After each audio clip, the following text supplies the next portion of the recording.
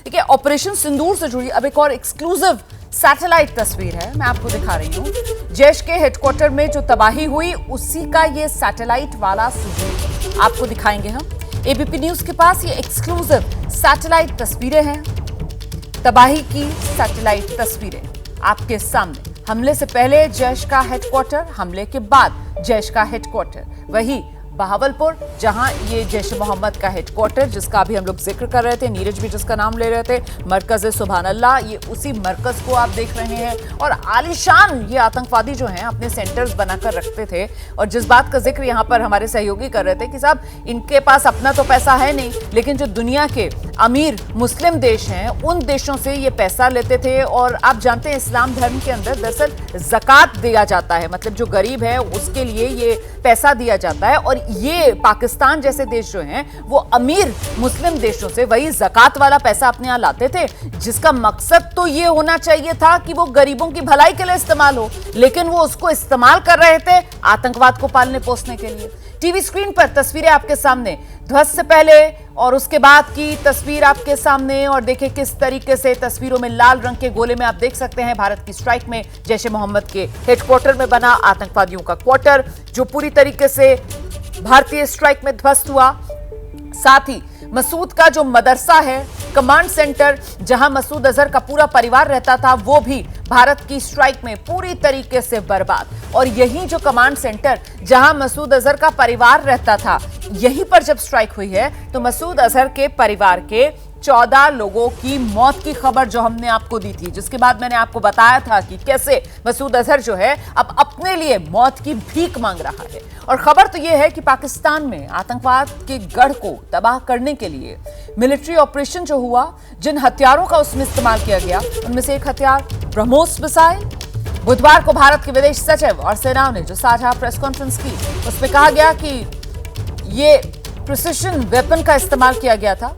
माना जा रहा है कि ये जो प्रिसाइज वेपन्स थे जिनका इस्तेमाल किया, जिनके नाम तो नहीं बताए गए, उन्हीं में से एक वेपन ब्रह्मोस मिसाइल था। भारतीय वायुसेना के सुखोई फाइटर जेट्स को हाल ही में ब्रह्मोस मिसाइल से लैस किया गया है। और साथ ही थल सेना भी जमीन से जमीन पर मार करने वाली ब्रह्मोस मिसाइल का इस्तेमाल करती है।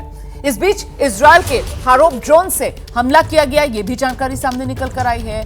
वहीं स्पाइस 2000 बम से तबाह किए गए जैश, लश्कर, हिजबुल के कैंप, ये तमाम जानकारियां हैं जो अब सामने आ रही हैं। इसी पर जरा एक रिएक्शन लेते हैं हम नीरज का, वो बेहतर तरीके से बता पाएंगे इन वेपन्स के बारे में, हथियारों के बारे में जो इस्तेमाल हुए इस ऑपरेशन सिंदूर में। नीरज। रोमाना, आपको ले जाना चाहूंगा कुछ समय पहले जब प्रधानमंत्री मोदी ने कहा था कि हमारे जो, क्योंकि ये पाकिस्तान जो था वो धमकी देता था अपने वेपन्स की, तो प्रधानमंत्री ने कहा था कि हमने ये जो हथियार है अपने वेपन से हमने दिवाली में फोड़ने के लिए नहीं बनाए हैं। ये दरअसल ब्रह्मोस जो है सुपरसोनिक क्रूज मिसाइल जिनका इस्तेमाल किया गया है। सुखोई फाइटर जेट्स, अभी तक हम लोग जान रहे थे कि रफाल फाइटर जेट्स का इस्तेमाल किया गया, लेकिन रफाल के साथ साथ हमने जो अपना खुद का ब्रह्मोस मिसाइल जो तैयार किया है रशिया की मदद से भारत में ही, उसमें सुखोई फाइटर जेट्स के जरिए जो है हमने इसमें अटैक किया। इतना बड़ा जो अटैक किया गया, इतनी जो तबाही दिखाई दे रही है हमें, वो इसी ब्रह्मोस मिसाइल के जरिए दिखाई दे रही है, जो कि ब्रह्मोस की मिसाइल हम लोग जानते हैं। और ये इजरायली ड्रोन्स का भी इस्तेमाल हुआ? बिल्कुल, इजरायली ड्रोन हमने लिए थे। और ये रोमाना पहली बार पता चल पाया है कि हारूप मिसाइल जो ड्रोन जो है वो भारत इस्तेमाल करता है इजराइल के।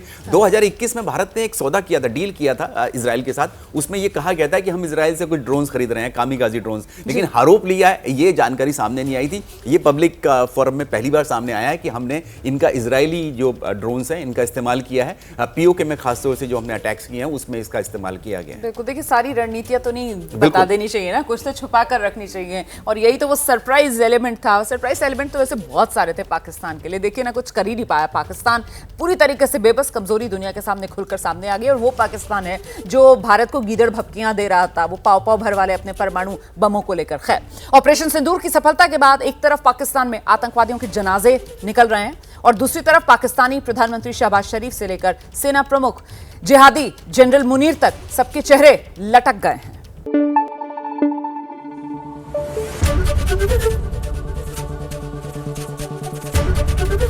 एबीपी न्यूज आपको रखे आगे।